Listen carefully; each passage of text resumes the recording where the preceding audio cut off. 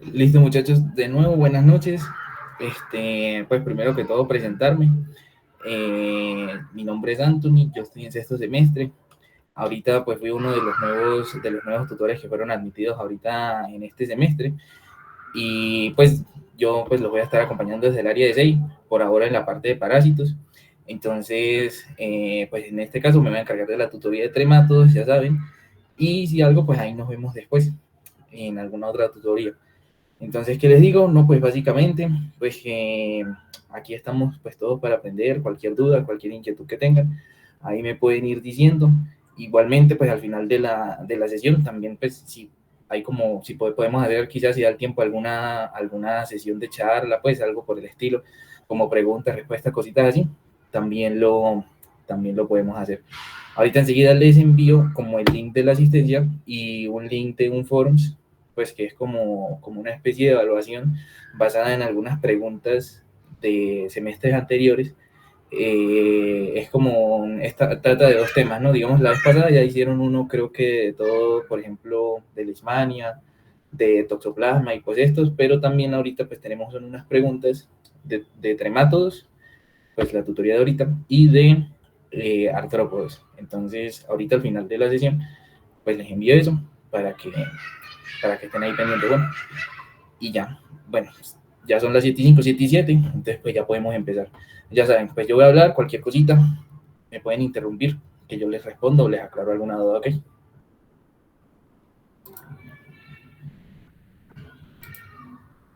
Bueno, entonces como ya les dije, ¿no? La tutoría de hoy, trematos, entonces nos vamos a centrar en tres importantes, digamos, clínicamente para nosotros, que serían Paragonimus, Fasciola y Esquistosoma.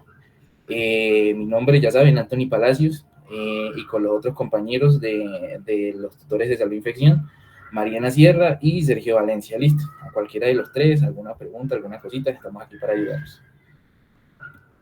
Bueno, entonces, ¿cuál va a ser como el plan de hoy que vamos a tener? Entonces, como primero, como para hacer una introducción, pues como para recordar ciertas cositas, sería como hablar de generalidades de los terematos y generalidades como tal de los helmintos, como para que recordemos.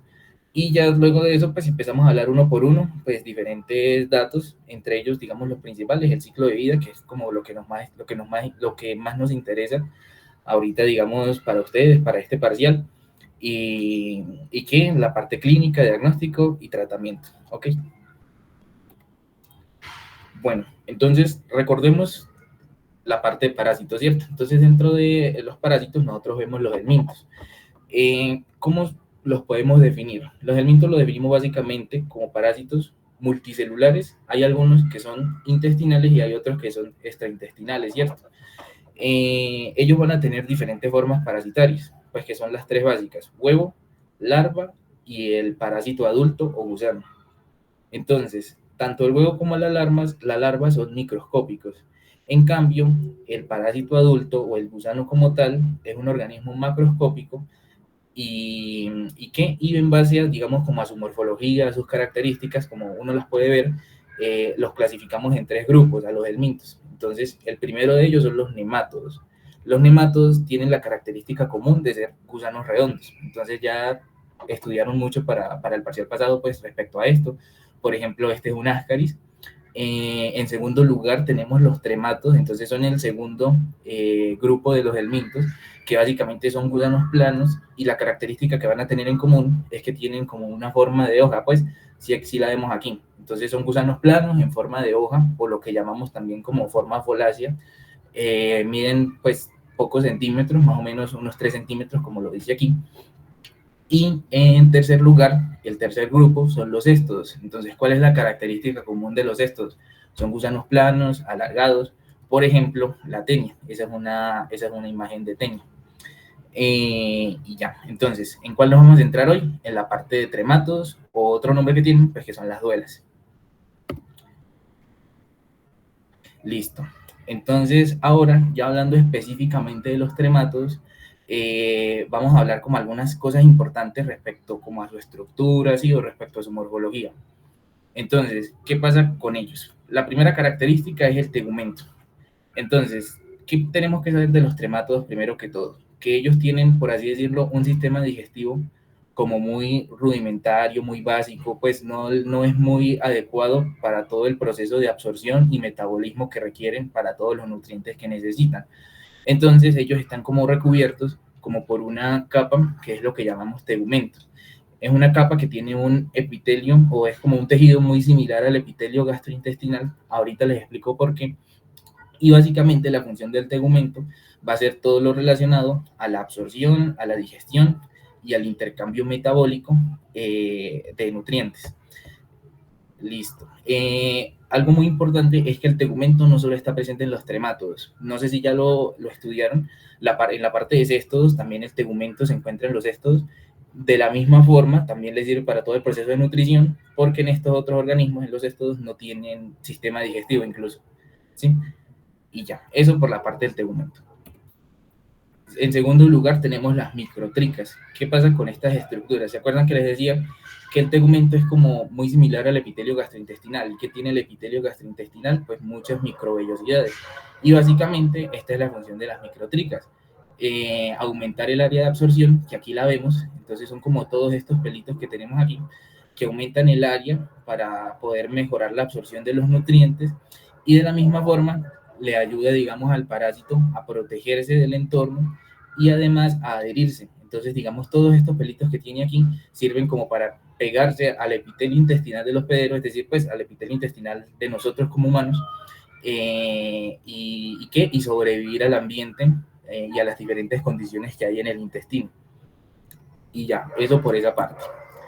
En el tegumento también vamos a tener diferentes estructuras, diferentes enzimas, entre ellas el glicocálix, y digamos en general todas las enzimas y todo lo que tenemos ahí, todo lo que tienen los parásitos ahí, va a estar asociado al transporte de moléculas. Entonces vamos a tener enzimas transportadoras de iones, transportadoras de diferentes moléculas pesadas, y lo que va a hacer es van a permitir, digamos, regular la osmorregulación, pues tener una osmorregulación adecuada para el parásito, evitando, digamos, procesos de que se hinchen o de que se deshidraten. Igualmente hay proteínas o enzimas asociadas a la locomoción, que decíamos que, por ejemplo, todos estos pelitos, todas estas microtricas les sirven para adherirse, para moverse, todo eso, entonces también hay enzimas asociadas a eso. Y lo que decía, la degradación de los nutrientes. Bueno, yo creo que hasta ahí bien. Ya saben, alguna duda, alguna cosa me dicen. Y bueno, aquí tenemos otra imagen para describir otras características importantes. Entonces ya digamos como respecto a la morfología externa del parásito, tienen dos estructuras como muy únicas dentro de estos grupos.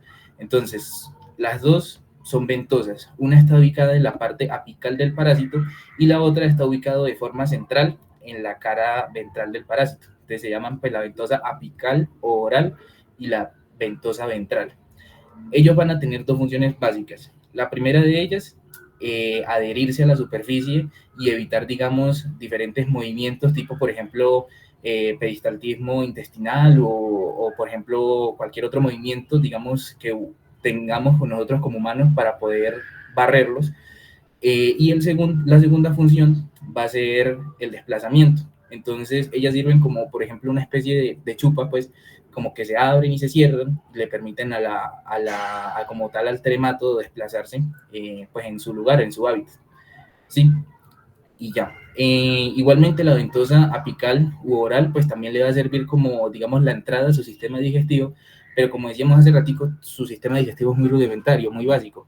Entonces, pues, lo principal de él es que saber que es básicamente un intestino ciego, o sea, bueno, él puede consumir, pero pues va a llegar a un punto en el que toca regurgitarlo nuevamente. Entonces, esto es la razón por la que básicamente su sistema digestivo es rudimentario.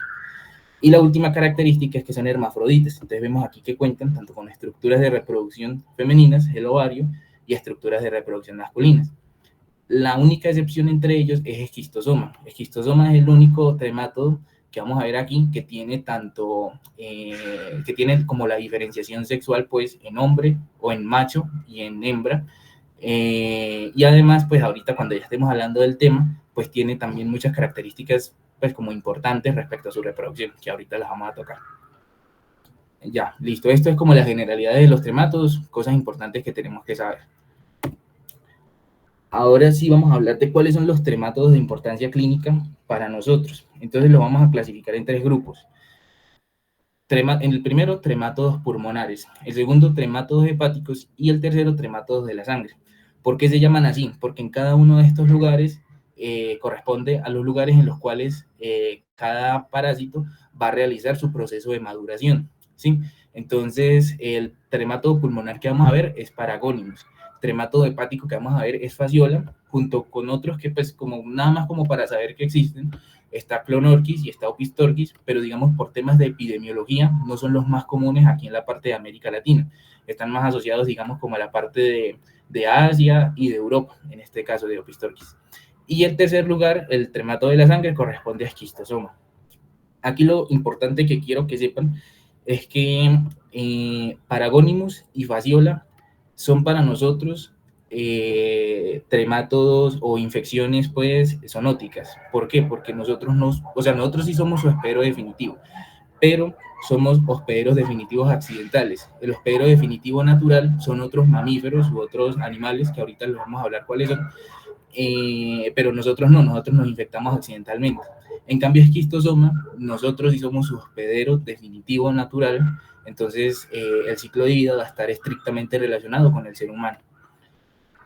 Y ya, bueno, entonces ahora sí, dependiendo de cuál es el lugar en donde madure el parásito, los huevos se van a liberar por diferentes medios, ya sea por la orina, como algunas especies de esquistosoma, por el esputo, como el Paragonimus, y por las heces, como ocurre también con Paragonimus, con Fasciola y con otras especies de esquistosoma.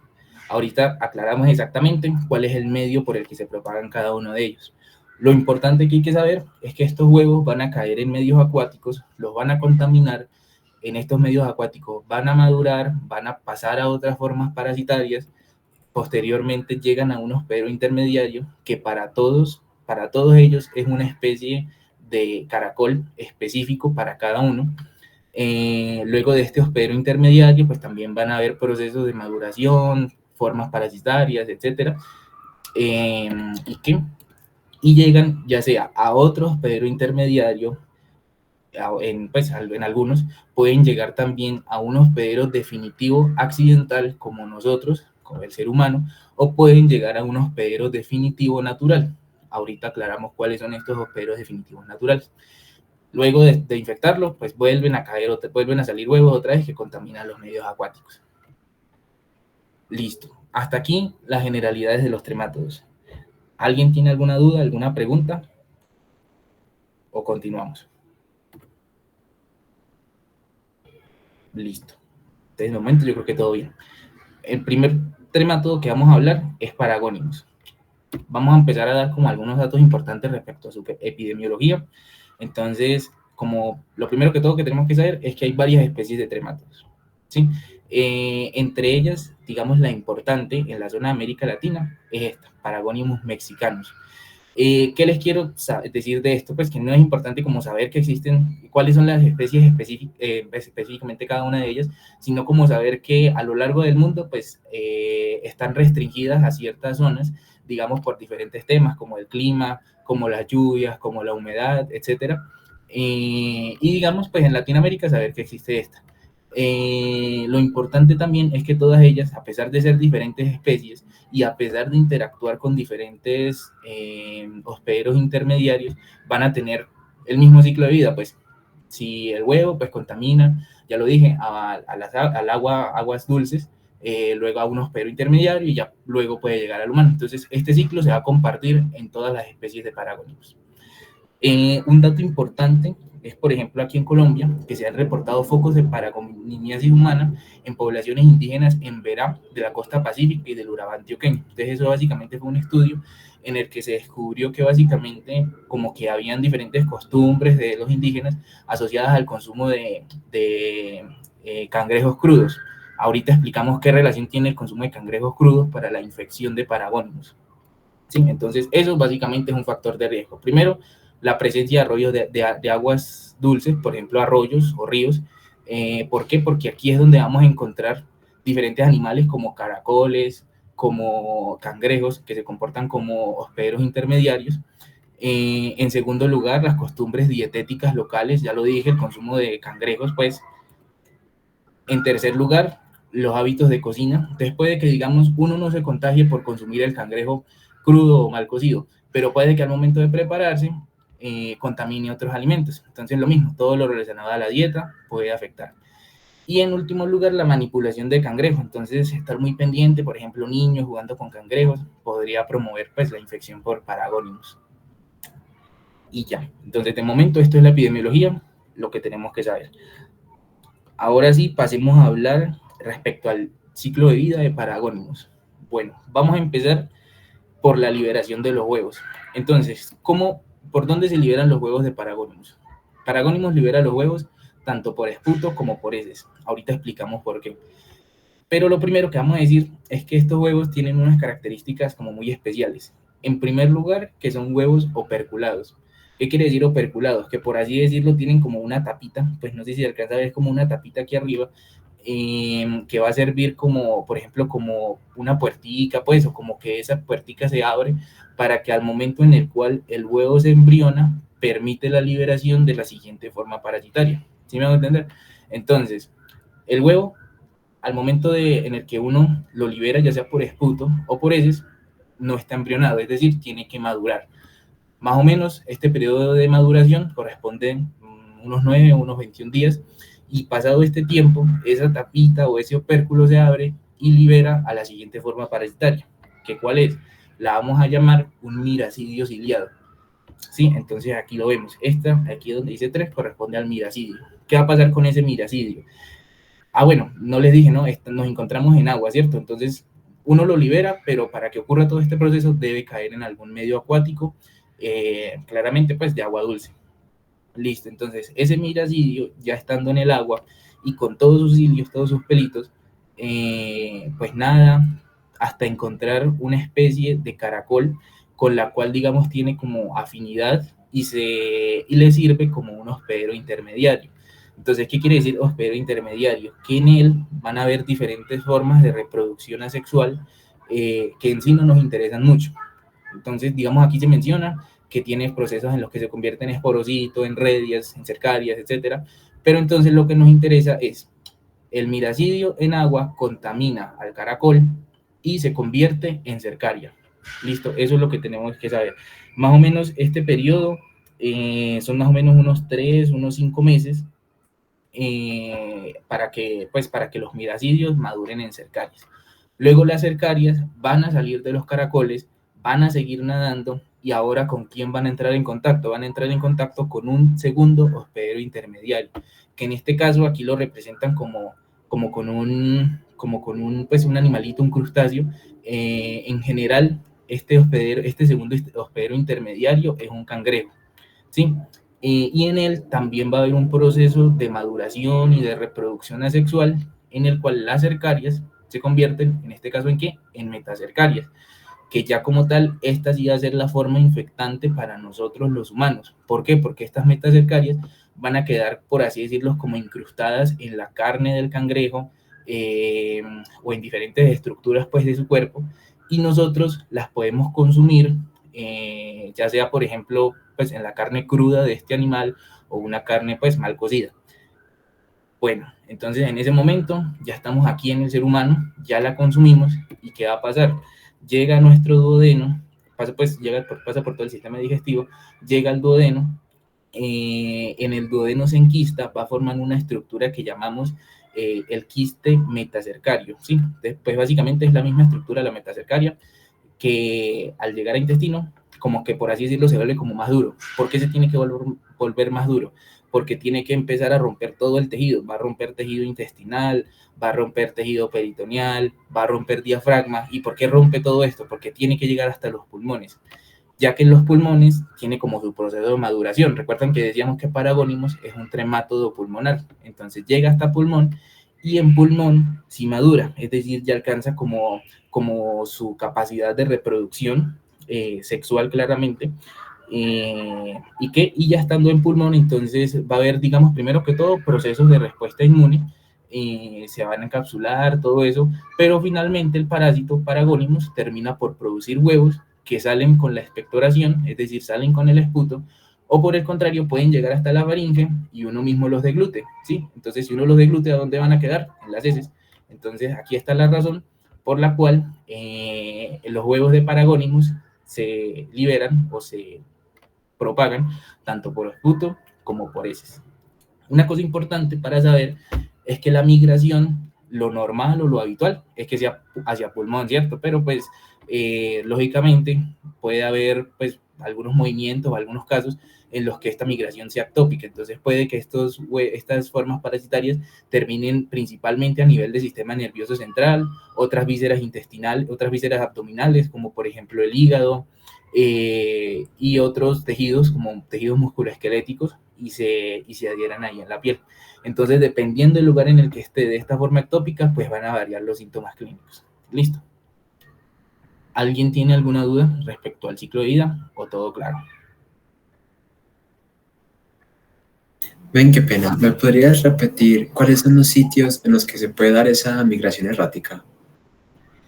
Es muy variado. Pues lo ideal, como decía, es en pulmón, pero pues claramente por diferentes procesos, alteraciones, puede llegar al sistema nervioso central. Entonces hay casos de paragonimiasis encefálica, puede llegar a otras vísceras abdominales, una de ellas, digamos la más común, es el hígado, o incluso puede alojarse como tal en tejido musculoesquelético. Entonces forma, por ejemplo, quistes a nivel de la piel que corresponden a infecciones por Paragonimus. Entonces, en sí es muy variado, puede llegar básicamente a cualquier parte.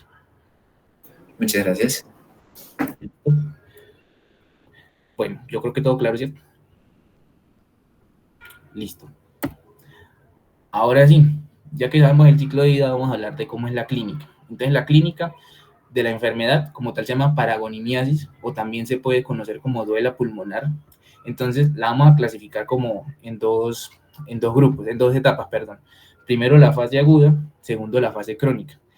La fase aguda, ¿en qué momento se inicia? Desde el momento en que nosotros consumimos la forma parasitaria que nos infecta, pues que básicamente serían las metacercarias, que aquí las vemos, que son las que se encuentran en el cangrejo. Inicia desde ese momento hasta que ellas migran desde el intestino hasta el pulmón, que es su proceso de maduración. Y la fase crónica inicia en el momento en el cual todos estos parásitos maduran y empiezan a producir huevos y empiezan a reproducirse de forma sexual. Entonces, vamos a pensarlo como por lógica primero que todo. ¿Qué pasa en la fase aguda? La migración y toda la ruptura de tejido. Entonces, ¿cuál sería como la clínica característica que va a manifestar la persona? Entonces, pues si está rompiendo tejido, va a haber dolor, va a haber fiebre, ¿sí? Estamos frente a un daño mecánico que básicamente pues, es la forma en la que se responde, dolor y fiebre. Entonces, son como las dos principales que vamos a tener. Otra cosa importante es que ustedes recuerden, digamos, en la parte de nemátodos que hablábamos de larva currens, que es básicamente como todo el desplazamiento que tienen las larvitas a lo largo de la piel. Entonces aquí básicamente va a haber algo similar. Esto lo vamos a llamar como nódulos subcutáneos. Entonces básicamente son reacciones de hipersensibilidad ocasionadas por la migración de la larva, y es lo que nosotros pues vamos a ver como clínicamente muy similar a la larva currens, y corresponde pues todo el movimiento de la larva desde que sale del intestino, rompe tejidos hasta que llega al pulmón. Entonces lo que tenemos que saber es que estos son lesiones limitadas, pues básicamente desaparecen a los pocos días, y ya. Pueden haber otros síntomas como la diarrea sanguinolenta, pues por el daño mecánico que generan, la hepatoesplenomegalia y reacciones eosinofílicas pulmonares. ¿Por qué? Porque al llegar al pulmón, pues se va a formar pues una reacción inmune que consiste en la formación de cápsulas, pues o alguna, digamos así como alguna capita que trata de confinar los parásitos y evitar como que se multipliquen. Entonces eso es lo que llamamos una cápsula generada por eosinófilos. ¿Sí? De momento sería solo eso. Y la segunda fase, que es la fase crónica, ya empieza cuando cuando los parásitos maduran y empiezan a poner huevos. Entonces habíamos quedado en que ellos van a quedar como confinados en una cápsula, ¿sí? Pero entonces, digamos, por el tamaño que ellos adquieren y por la gran cantidad de huevos que ellos producen, van a romper la cápsula y van a erosionar los bronquios. Entonces, ¿qué pasa cuando generan todos estos daños? Pues hay ruptura de tejido, puede haber sangre. Entonces, ¿cómo se va a manifestar esto? Con tos, especialmente hemoptisis. Dependiendo del lugar donde se encuentre el parásito como tal, puede haber dolor torácico, puede haber un derrame pleural. Y unas cosas muy importantes para que tengan en cuenta es que los huevos como tal tienen como un color amarillo, puede tender a ser rojizo.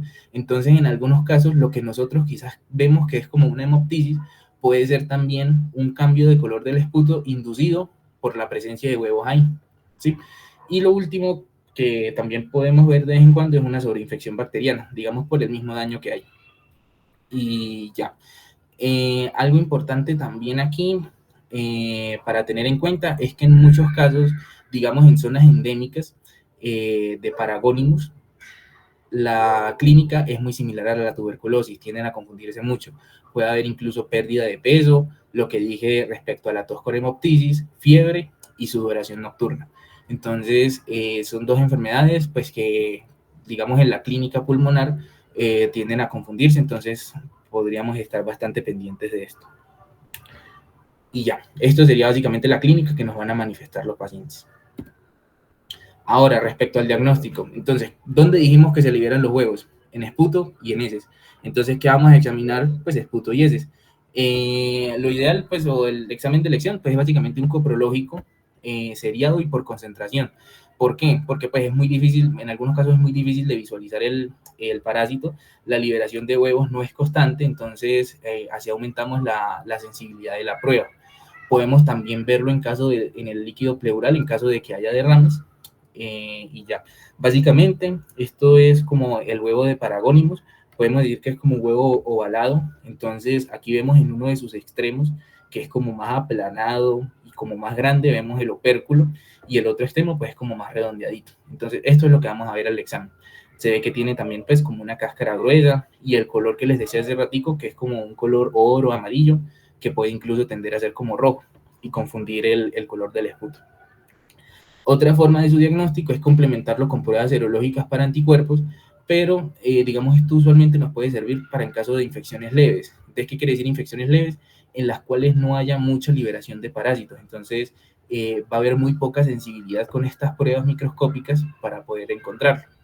O también podemos verlo en caso de paragonimiasis extrapulmonar. Entonces, lo que hablábamos hace ratito, ¿no? Por ejemplo, paragonimiasis encefálica, paragonimiasis hepática, ¿sí? Entonces, digamos que no hay forma como de acceder a ellos fácilmente, entonces se podrían realizar pruebas de anticuerpos para encontrarlo. Y lo otro que podemos como quizás ayudarnos a complementar es con las radiografías, pero pues se ha visto que tienen muy poca sensibilidad, en el sentido en que las lesiones que genera este parásito no son muy específicas para él, sino que pueden confundirse con muchas cosas, pueden confundirse con una tuberculosis, puede confundirse con derrames pleurales, con neumotórax, ¿sí? Entonces, en general, no nos confiemos de radiografías. Centrémonos básicamente en examen microscópico y anticuerpos.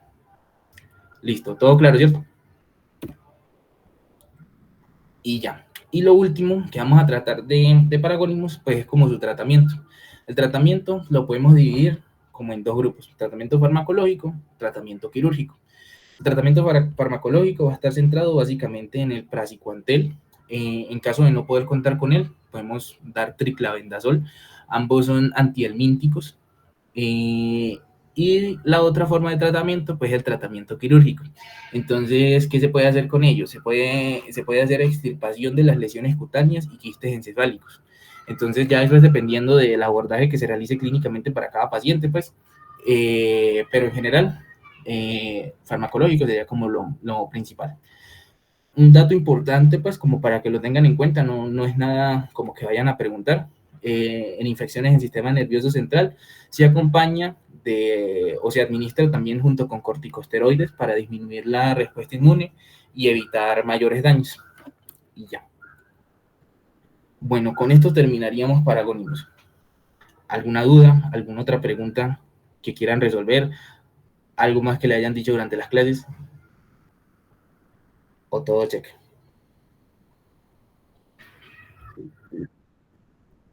Listo. Entonces, sigamos con el siguiente tremátodo. ¿Cuál es? Fasciola. Listo, entonces vamos a seguir el mismo orden. Entonces, primero algunos datos de epidemiología de fasciola. Entonces, saber que también existen varias especies. Digamos, aquí las comunes serían las que afectan a los humanos, sería fasciola hepática y fasciola gigántica. También están, digamos, como centradas en ciertas regiones. Fasciola hepática está más presente en países andinos y zonas de Centroamérica. Entonces, esto principalmente debido a la altura pues, que tenemos aquí en la zona andina y a otros factores, pues la humedad, lo que ya mencionaba hace ratico. Entonces, eso es lo que los diferencia a cada uno de ellos. Ya digamos aquí en la zona de Colombia, se han descubierto zonas endémicas en los departamentos de Boyacá, Nariño, Antioquia, Cundinamarca y Quindío. Entonces se corresponde a lo que decía hace ratico, que digamos está más asociado fasciola hepática a las zonas altas. Bueno, algunos factores de riesgo básicamente son los mismos que mencionábamos hace ratico. La presencia de arroyos de agua dulce, ¿por qué? Porque aquí es donde tiene todo su ciclo de vida el parásito, aquí es donde encontramos los diferentes hospederos intermediarios con los que interactúa fasciola, las costumbres dietéticas locales, en este caso no solo el consumo de animales crudos, sino también el consumo de plantas. ¿Por qué? Porque ahorita, como vamos a ver, el ciclo de vida de fasciola se asocia mucho a la infección de plantas y a la infección del agua, ¿sí? Entonces, diferentes costumbres que podamos tener aquí. Y los malos hábitos de cocina, también, por ejemplo, la contaminación de otros alimentos. Listo. Entonces, con eso, como una pequeña introducción respecto a su epidemiología. Entonces, ahora hablemos del ciclo de vida. Vamos a hacer como el mismo orden, ¿sí? Empecemos desde el momento en que se liberan los huevos. Entonces, para este caso, los huevos de fasciola se van a liberar solo por las heces. ¿Qué características tienen estos huevos? Al igual que los de Paragónimo son huevos operculados y son huevos no embrionados. Entonces, ya sabemos qué es el opérculo, ¿no? Que es como esa tapita que se va a abrir para permitir la salida de la siguiente forma parasitaria. Y no son embrionados, ¿por qué? Porque tienen que tener como un proceso de maduración en agua dulce, más o menos lo mismo, unos 9 a 21 días, en los cuales pues el huevo madura y va a cambiar a la siguiente forma parasitaria. ¿Que cuál es? Que son los miracidios. Son igualmente que el anterior, son miracidios ciliados que nadan en el agua y llegan o invaden el tejido de un hospedero intermediario que es el caracol. En el caracol van a haber diferentes procesos de reproducción asexual en los cuales los miracidios terminan por convertirse en cercarias. Ahora, algo muy importante y que corresponde, digamos así, como a una diferencia con el tremátodo anterior, es que estas cercarias son larvadas. Entonces, esto les permite nadar mayores distancias y las cercarias se van a asociar, o pues la función de esta larva básicamente va a ser nadar y pegarse a las plantas. Entonces, cuando llegan y se juntan, digamos, pues como a esta estructura de alguna planta acuática, van a desprender su cola, se van a adherir a ella gracias a como algún barniz o por así decirlo, como algún pegante que les permiten adherirse ahí a la planta, y cuando se adhieren, las cercarias van a tener como un cambio en su forma, pues en una maduración también. Más o menos unas 24 horas después se convierten en metacercarias, que ya van a ser la forma infectante para nosotros como seres humanos y para otros animales, como las vacas, las ovejas y otros animales herbívoros. Listo. Ya cuando las metacercarias se encuentran ahí en la planta, pueden perdurar ahí pegadas hasta por muchos años. Son infectantes y son muy resistentes a los cambios climáticos, a la desecación y a muchos otros factores del ambiente. Listo, muy bien. Entonces, ¿qué va a pasar después? Nosotros las consumimos, ya sea el agua contaminada con las cercarias o las plantas contaminadas con metacercarias. ¿Sí? Entonces, esas serían como las dos formas en las que los podríamos adquirir. Ay, ya voy. Un momentico, por favor.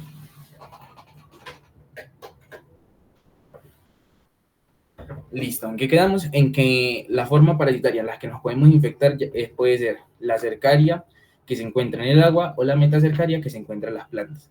De una u otra forma va a llegar a nuestro intestino, va a tener un proceso en el cual se desenquista porque, pues digamos, la metacercaria que se encontraba por aquí en la planta forma como una especie de quiste. Al llegar al intestino se desenquista y de la misma forma que el proceso anterior va a empezar a migrar y a romper tejido.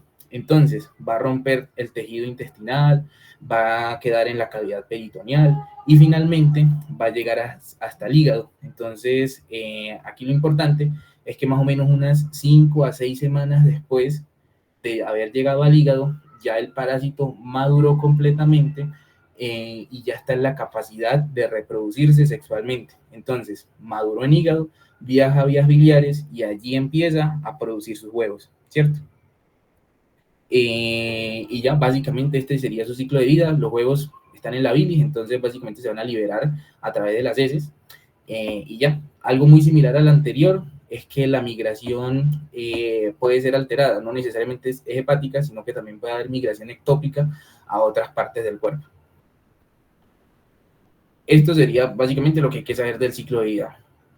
¿Alguna duda, alguna inquietud? ¿O todo claro? Listo. Yo creo que todo bien. ¿Alguien levantó la mano o ese sonido que es el que quiera hablar? Puede decirlo. Hola. Ah, listo. Bueno, entonces, dejando el ciclo de vida, vamos a hablar de la clínica. Entonces, el nombre de la enfermedad como tal se conoce como fascioliasis o también se puede considerar como duela hepática de las ovejas. ¿Por qué se le llama así? Porque el hospedero definitivo, natural de la fasciola hepática no somos los humanos, son las ovejas. Entonces, eso es algo que tienen que tener en cuenta para ahorita, para el parcial. Y no les había dicho otra cosa, digamos, sí les había mencionado que Paragonimus también es una infección zoonótica, pero no les había dicho cuál es el hospedero definitivo natural. Para el caso de ese tremátodo, corresponde a diferentes felinos salvajes, tipo, pues, tigres, incluso gatos domésticos también se pueden considerar como su hospedero definitivo natural, para que tengan eso ahí en cuenta. Y ya, entonces vamos a hablar de la clínica. La clínica básicamente va a ser lo mismo, una fase aguda, una fase crónica, pero en medio vamos a tener como una latencia, una fase asintomática que puede aparecer en la infección por fasciola. Entonces, la fase aguda, ¿en qué momento empieza? Empieza pues desde el momento de la infección o de la forma parasitaria pues del tremátodo y termina hasta cuando realizó el proceso de migración completa hasta, aquí, perdón, no es conductos biliares, es hasta el hígado, porque en hígado es donde madura. Listo, la fase de latencia es todo este proceso de maduración que tiene en el hígado y la fase crónica obstructiva es cuando ya el parásito maduró y ahora sí se dirige a los conductos biliares en los cuales pues va a empezar su proceso de oviposición. Entonces empecemos a describir cada uno de estas fases. Entonces, la primera fase, como es un proceso de migración y un proceso de ruptura mecánica de los tejidos, van a haber los mismos síntomas. Va a haber fiebre, dolor abdominal, pueden haber algunas alteraciones gastrointestinales, como heces sanguinolentas, por ejemplo, puede también haber diarrea, en algunos casos se puede presentar náuseas, vómito, y en general demás alteraciones pues algunas otras alteraciones gastrointestinales. La urticaria, que también es una reacción de hipersensibilidad, lo que mencionábamos hace ratico, por ejemplo, lo de la larva Currens, todo eso. Entonces, toda la parte aquí a nivel abdominal, pues vamos a poder ver como el recorrido que tiene la larva, que se manifiesta pues como urticaria y como algunas lesiones pueden haber. Siguiente, pues respecto a la sintomatología, puede haber visceromegalia, ascitis, anemia, respecto, pues según la pérdida de sangre que haya a través de las heces, puede haber ictericia por el daño hepático y en algunos casos puede haber sintomatología respiratoria. ¿Por qué? Porque pues es muy común que la fascioliasis no sea como tal, pues no tenga una migración a hígado, sino que tenga una migración ectópica y vaya hasta pulmones. Sí, entonces pueden haber, digamos, los mismos síntomas respiratorios que veíamos en el caso de la paragonimiasis. Bueno, entonces hasta aquí terminó la fase aguda. En la fase latente es todo el proceso de maduración que va a tener en el hígado. Entonces van a haber diferentes cambios en la estructura del parásito. Y lo importante aquí es que, bueno, normalmente, o lo que uno estima, es que este proceso de maduración dura más o menos entre unas 5 a unas 6 semanas. Sin embargo, no se sabe cuál es la razón. Hay muchos pacientes asintomáticos que pueden durar así incluso por meses o años. Se cree que pues, es como la diferencia en la respuesta inmune que puede haber de persona a persona, pero entonces, pues, como tener en cuenta que es una fase latente que, pues, su tiempo de duración, pues, es en algunos casos indeterminada. Aquí, digamos, la característica clínica que nos puede guiar es que va a haber una eosinofilia persistente. Entonces, ya sabemos que los eosinófilos son las células del sistema inmune relacionadas específicamente al ataque contra los parásitos.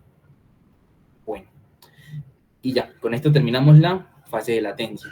Y por último sigue la fase crónica obstructiva. Entonces, ¿cuándo empieza esta fase? Cuando ya los parásitos maduraron, cuando ya pasan del hígado como tal a las estructuras biliares, a los conductos biliares, y en estos conductos van a empezar a producir huevos de forma sexual. Entonces, puede haber en algunos casos procesos obstructivos de las vías biliares, ya sea tanto por los huevos como por los parásitos adultos. Sabemos que son parásitos macroscópicos, pues su tamaño fácilmente puede obstruir estas vías. Entonces, los síntomas que van a generar pues son muy indistinguibles o indiferenciables. Por ejemplo, pueden ser muy similares a una colaquitis, colecistitis o colelitiasis. Entonces, en general, podríamos decir que se puede presentar cólicos biliares, puede haber como dolor en la zona del hipocondrio derecho. ¿Qué más? Puede haber, por ejemplo, todo lo relacionado a la intolerancia a algunas comidas grasas, náuseas o en algunos casos también ictericia. Una cosa importante que les quería decir es que uno lee aquí, por ejemplo, hiperplasia de los tejidos biliares. Hiperplasia suena como muy similar a decir como que está iniciando un proceso de cáncer, un proceso cancerígeno. Pero según los estudios, pues no hay como tal una evidencia viable que nos permita decir que la fasciola induce cáncer o pues cáncer ya sea a nivel de hígado o a nivel del colédoco. Sin embargo, otros trematodos hepáticos sí se han asociado a los procesos de cáncer, como los que les mencioné al inicio, que eran ese Clonorchis y Epistorchis, que eran como asociados a otros lugares epidemiológicamente, pero en el caso de fasciola, también es un dato que les puede ser útil para el paliar, no está asociado a procesos cancerígenos. Bueno, hasta aquí es básicamente la clínica que les quería contar. No sé si hay alguna duda, alguna pregunta. Ahí me pueden decir. Listo, algunos otros datos importantes, como también para que los tengan en cuenta, como por cultura, pues.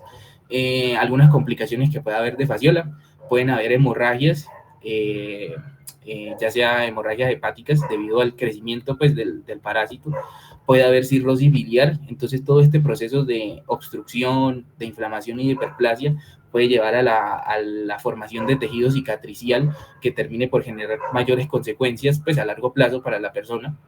Bueno, hay otros datos que se han mencionado en la literatura, trombosis venosas ocasionadas por la presencia del parásito en zonas extrahepáticas, en circulación extrahepática.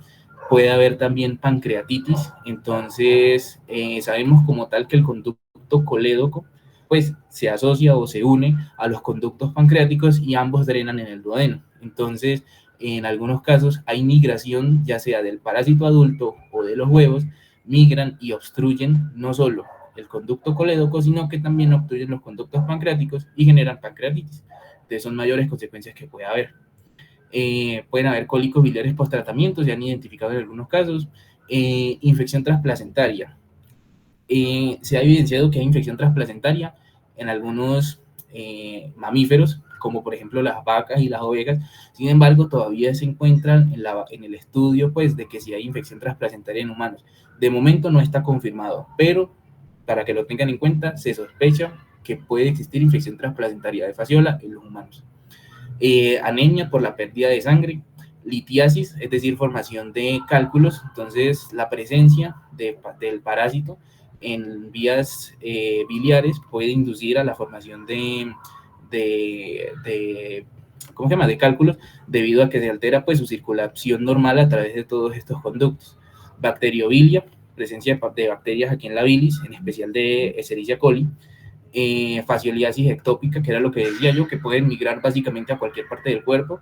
Algunos procesos de inmunosupresión, entonces el parásito como tal va a alterar pues como el sistema inmune para él poderse beneficiar, poder reproducirse y poder vivir pues como placenteramente. Y por último, una otra consecuencia pues es la muerte. Y ya, nada más como para que lo tengan en cuenta, no es algo pues como tan relevante. Bueno, el diagnóstico lo vamos a centrar, igual que el anterior, en el examen microscópico de las heces y en las pruebas serológicas para anticuerpos. Entonces, aquí lo importante que tenemos que saber es que en las heces vamos a ver a fasciola, pues como los huevos de fasciola, lo mismo que decía, son huevos operculados, son huevos ovalados, o incluso podemos también mandar pruebas como de aspirado duodenal o aspirado biliar, en los cuales podemos encontrar el parásito adulto. Entonces aquí lo vemos, es un parásito de forma folácea y uno de sus extremos corresponde como a una espinita, ¿sí?, a una punta. Y ya, eso por esa parte.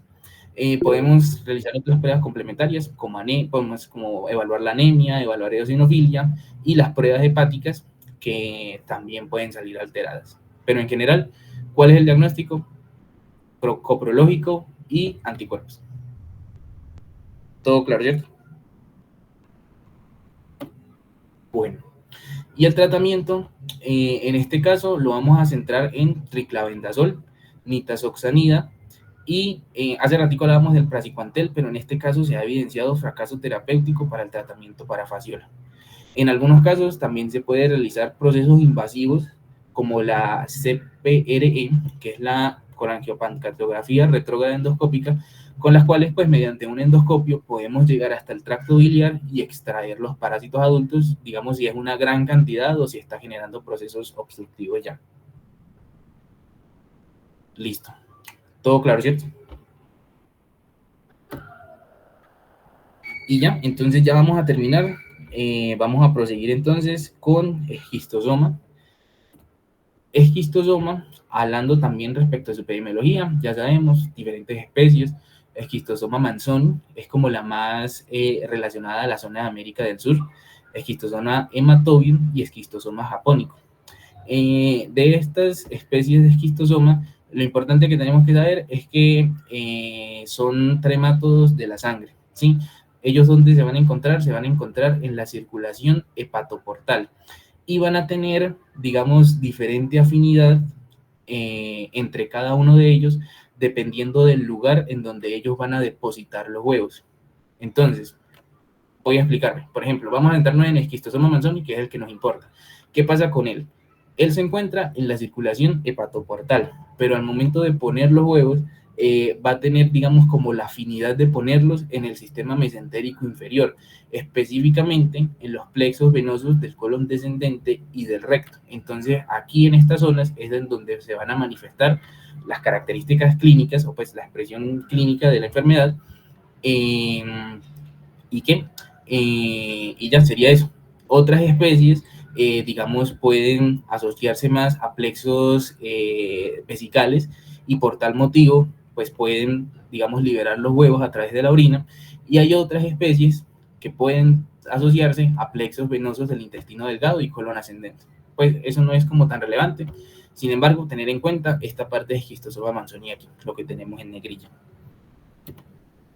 Otros factores de riesgo, los mismos de hace ratico, como la presencia de arroyos de agua dulce, la exposición accidental. ¿Por qué digo en este caso exposición accidental? Porque el ciclo de vida de esquistosoma no se relaciona al consumo de alguna forma parasitaria, sino al contacto con esta forma parasitaria que se encuentre ahí nadando pues en algún arroyo y va a empezar a invadir en nuestra piel y llega hasta nuestro cuerpo, llega hasta nuestra circulación portal.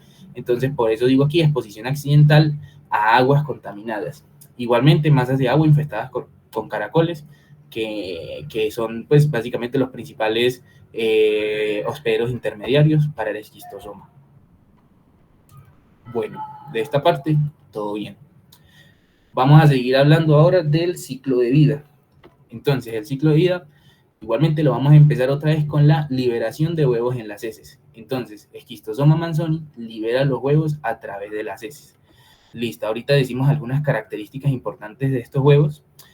Ahorita al final, ¿qué va a pasar con estos huevos? Estos huevos también pues no son embrionados, pero eclosionan de forma más rápida que en las otras dos especies. Entonces, ahí mismo que caen al agua, tienen una eclosión rápida, es decir, liberan los miracidios, y estos miracidios van a infectar el primer hospedero intermediario, que ¿cuál es? El caracol. ¿Qué va a pasar en el caracol? Va a haber reproducción asexual y se convierten en cercarias, ¿sí? Y las cercarias son las que están, digamos, por ahí nadando en el agua. Entonces, cuando nosotros entramos en contacto con esas aguas contaminadas, van a llegar a nuestra piel, esas cercarias van a perder la cola, se incrustan en nuestra piel y, digamos, también tienen como un proceso de maduración, más o menos unas 24 horas después de estar en la piel, se convierten en una cosita que llamamos las esquistosomulas. Entonces, es como la forma parasitaria que tiene la capacidad de invadir tejido, de romper tejido de nuestra piel, llega hasta la circulación venosa. Aquí lo dice, llega hasta la circulación sanguínea. Entonces, primero llega, por ejemplo, alguna vénula, alguna vena chiquita, algún capilar, por así decirlo, del pie, ¿sí? Entonces pasa de vénulas a venas más grandes, llega hasta el corazón derecho, de allí pasa a los pulmones. Aquellos que sean capaces de pasar por los capilares pulmonares llegan hasta la circulación cardíaca, pues, del corazón izquierdo, de allí a la circulación sistémica y de allí van a llegar a la circulación portal, que en la circulación portal es donde tienen su proceso de maduración y posteriormente su proceso de oviposición, ¿sí? Y ya, entonces también van a pasar varios meses, más o menos, casi unos 3 meses aproximadamente se estima, que es el proceso de maduración del esquistosoma en la circulación portal para poder tener la reproducción sexual. Una cosa importante que les quería decir aquí es que, bueno, ya lo sabían, ¿no? Que esquistosoma es el único que tiene tanto machos como hembras. Lo otro importante es que entre ellos dos tienen una relación de comensalismo, exactamente llamada inquilinismo. ¿Qué quiere decir esto? Que el macho va a tener lo que llamamos como un canal ginecóforo, o otra bibliografía le llaman un esquisto, creo que es, pues creo que en la clase lo mencionaron como canal ginecóforo, que lo que va a pasar es que dentro de este canal la hembra se va a meter y, digamos, va a permanecer ahí por el resto de su vida y van a estar copulando y produciendo huevos constantemente. Entonces, esto es como lo que lo diferencia con el resto de tremátodos. Y ya, yo creo que por esa parte, bien. Cualquier duda me van diciendo listo. Y ahora seguimos hablando de la clínica. Entonces, la clínica es muy similar a las anteriores. Pues vamos a tener una etapa aguda, una etapa crónica, y aquí también se define como una etapa intermedia. Entonces, la etapa temprana va a ser todo el proceso en el cual el parásito penetra nuestra piel y migra desde nuestra piel hasta la circulación portal. La etapa la etapa intermedia es el proceso pues, en el cual madura hasta que empieza a haber una oviposición. Y finalmente la etapa crónica, vamos a decir que es que está influenciada o está, digamos, relacionada a la formación de granulomas que tratan como de evitar o pues como de limitar la enfermedad. Listo. Entonces empecemos. La primera etapa, la etapa temprana, penetración y migración de la esquistosomula. Entonces, habíamos dicho que en estas etapas agudas se van a caracterizar básicamente porque va a haber una reacción alérgica y una reacción inflamatoria asociada a la migración de la larva. Entonces, aquí va a haber básicamente lo mismo, un exantema cutáneo, papular, en algunos casos puede ser pruriginoso, pero lo importante aquí es que es autolimitado. O sea, entonces la larva entra en nuestra piel, pero va a llegar un momento pues en el que ya llega a circulación y ya empieza su proceso de maduración y se elimina por completo estas reacciones cutáneas. Entonces, en estos casos, digamos, no pueden haber síntomas, pero si se presentan, pues pueden ser síntomas generales, como por ejemplo fiebre, cefalea, incluso dolor abdominal, autolimitado de 1 a 2 semanas. En segundo lugar, la etapa intermedia. Entonces, la etapa intermedia, creo que esto no lo mencionan en clase, sin embargo, para que lo tengan en cuenta, se conoce como síndrome de Katayama. Independientemente del nombre, vamos a decir que la etapa intermedia es un periodo febril debido a que el parásito como tal libera gran cantidad de inmunocomplejos, pues, y va a haber una gran cantidad de reacción inmune que va a generar síntomas sistémicos. Puede haber fiebre, puede haber escalofríos, puede haber dolor, pues dolor de articulaciones, mialgias, artralgias, en algunos casos también visceromegalias. Pero ya, básicamente lo que vamos a decir que la etapa intermedia es el proceso en el cual madura el parásito, va a haber una gran liberación de complejos inmunes y va a haber una reacción, pues, inmune exagerada contra ellos. Bueno, eso yo creo que por esa parte bien. Y finalmente tenemos la etapa crónica. La etapa crónica, vamos a decir que el parásito induce la formación de granulomas. Entonces, esa es la forma que tenemos nosotros para contener la enfermedad. Entonces, ¿cómo vamos a explicar esto? Habíamos dicho en el ciclo de vida que el parásito, al liberar sus huevos, los libera hacia la circulación mesentérica inferior, específicamente a la parte de colon y recto, pues. Entonces, en algunos casos, los huevos se liberan hacia la luz intestinal y salen por las heces, pero hay algunos casos en los que los huevos no salen, sino se quedan retenidos ahí en la mucosa intestinal. Entonces, ¿cuál es la forma para nosotros defendernos de ellos? Crear un granuloma. Entonces, esto va a ser una reacción eosinofílica que los enrolla así, como que los atrapa para evitar la enfermedad. Y entonces, pero esto puede generar mayores problemas. ¿Por qué? Porque dependiendo del lugar exacto en el que se forme ese granuloma, puede haber procesos de obstrucción vascular, ¿cierto? Entonces, si hay obstrucción vascular, puede haber daño tisular, incluso llegar a generar, pues, pérdida de la circulación en ciertas zonas. Puede haber congestión vascular, se puede engrosar el epitelio, se puede ulcerar y finalmente puede llegar a la fibrosis, es decir, procesos de cicatrización de algunas partes del tejido intestinal. Entonces, si en algunos casos los huevos se liberan a las heces, en otros casos se quedan retenidos, también es posible que se regresen. Entonces, si estamos en circulación mesentérica, ¿a dónde drena la circulación mesentérica? A la circulación portal. Entonces, puede que algunos de esos huevos se regresen todo su recorrido por la circulación portal y lleguen hasta el hígado. ¿Qué van a hacer en el hígado? Van a hacer básicamente lo mismo que acabo de explicar. La reacción inmune consiste en generar granulomas que los contengan y eso va a terminar por generar daño hepático y en algunos casos fibrosis. Entonces, tener en cuenta eso, digamos, pues respecto al daño que puede generar y respecto a los síntomas que también puede generar, que son básicamente síntomas de daño hepático. Listo, yo creo que esa sería la parte clínica. ¿Alguna duda? ¿O quedó todo claro? Listo. El diagnóstico va a ser básicamente lo mismo que los parásitos anteriores. Entonces, en primer lugar, realizar el examen microscópico de las heces, hacemos coprológico seriado y por concentración, o también podemos hacer un filtrado de la orina. Entonces, ahorita mismo en este caso nos estamos centrando en esquistosoma manzoni. Para esquistosoma manzoni no sirve el filtrado de la orina, porque ya lo dijimos, para él no se liberan los huevos por la orina, sino para otras especies. Listo, pero nada más tengámoslo ahí en cuenta. Las características importantes de estos huevos es que tienen, como por así decirlo, como unas espinitas. Entonces, este es el huevo de Schistosoma manzoni.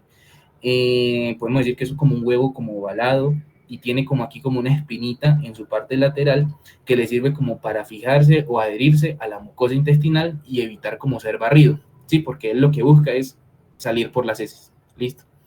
Estos son los otros huevos. Este creo que es el huevo de Schistosoma hematobium, que es el que dije que sale por la orina. También tiene como la misma característica, es oval y tiene la espinita. Y este es el huevo de la otra especie de Schistosoma, pues que es más circular, pero conserva la espinita esta que les estoy diciendo. Con respecto a las pruebas serológicas de anticuerpos, nos sirven como complemento para el examen microscópico de las heces. Y ya por último tenemos el tratamiento. El tratamiento para centrado en praziquantel, pero un dato importante es que habíamos dicho que antes de la fase como tal crónica de la infección, hay una fase aguda que consiste en la migración de las esquistosomulas, ¿sí? Sin embargo, no hay un tratamiento específico para poderlo abordar desde el momento en que nosotros nos sospechamos que nos infectamos por este parásito, ¿sí? No se ha demostrado eficiencia contra esta forma parasitaria. Entonces, pues básicamente no hay como una forma de abordarla en estas etapas tempranas de la infección, sino que básicamente habría que esperar hasta que el parásito madure. Eso es lo que les quiero dar, pues lo que les quiero explicar aquí. Entonces, digamos, la única forma para abordarlo en esta etapa aguda es como dar corticosteroides, que son pues inmunomoduladores, como para disminuir la reacción alérgica y la reacción de hipersensibilidad que ocurre en estas primeras etapas, pero sin embargo hay que seguir con el praziquantel después, que es lo que se recomienda ya para el parásito adulto. Y ya, entonces básicamente pues esto es lo que les quería dar en la tutoría de hoy. Creo que algo que me faltó decirles, que entre todas estas especies de tremátodos, el esquistosoma es el que más, digamos, importancia clínica tiene, en el sentido en que, pues, genera mayores infecciones, genera mayor morbilidad y mayor mortalidad. Entonces, para los que quieran complementar un poquito, pues todo esto me lo saqué de la página del CDC y de la página de MSD. Ahí pueden apoyarse un poquito, o libros de parasitología humana, muy útiles para entender un poquito más. Si alguien tiene alguna duda, alguna pregunta, me puede decir que aquí estamos para responder. Si no, pues yo creo que sería todo por hoy.